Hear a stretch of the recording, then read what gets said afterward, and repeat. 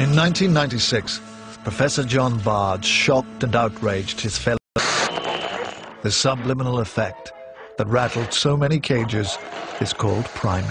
If you're watching television or watching a movie or reading a book, and what's happening in the movie or TV could be something like someone doing something very brave. And that just by itself activates ideas of the concept of bravery. And you might be more likely to see another person as a brave person, or another person as a kind person, or an intelligent person, more than usual, and more than you would have had the prior event not happened. And that's the nature of priming.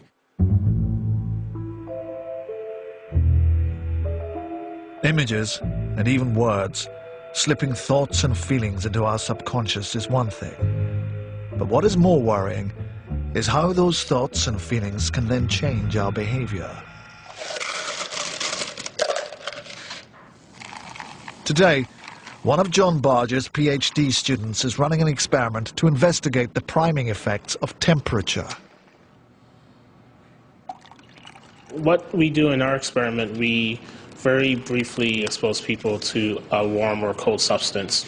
And what we expect to happen is that that simple experience with a warm substance or a cold substance will prime people to sort of activate these feelings of warmth and comfort and the things that we've learned about since we were very young. And when we have those things in mind, those things we know will color people's judgments and decisions and their behaviors as well. Volunteers for the experiment are asked to hold a warm cup of coffee as they are met by Lawrence. They have been primed with heat.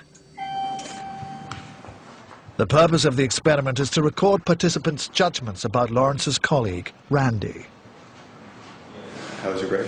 It was awesome. It was good until I got stranded in Florida.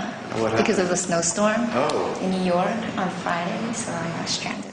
The theory is that the hot drink will somehow elicit positive feelings towards Randy, even several minutes after experiencing the warmth of the cup. And here's the killer question. Would you give Randy a permanent job? Based on your brief interaction with Randy, or would you hire him as project manager? He seemed like a generally friendly guy. So yeah, I would say so. Yeah, why not? Sure. Yes. Yes. Saying warm and friendly things about a stranger might just be the normal polite response. Time to cool things down.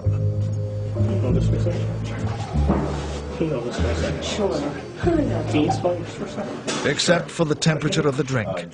Identical conditions. The same conversation with Randy. How was your break? You glad to be back? Not really. And 6 minutes later, the same questions from Lawrence. Based on your brief interaction with him, would you recommend him or would you hire Randy as project manager?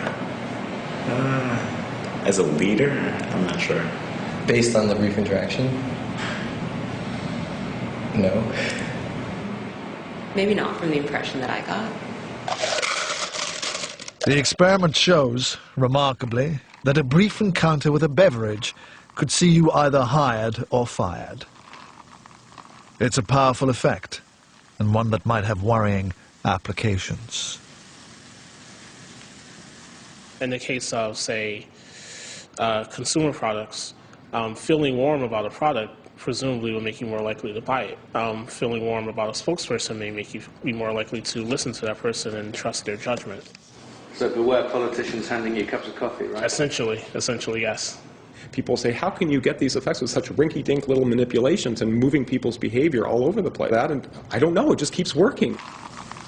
We do these things and they work, and that's, sorry, but they do. And now our job is to understand and try to explain to people why that is, why it is the human mind is constructed in a way that you can get these effects at all.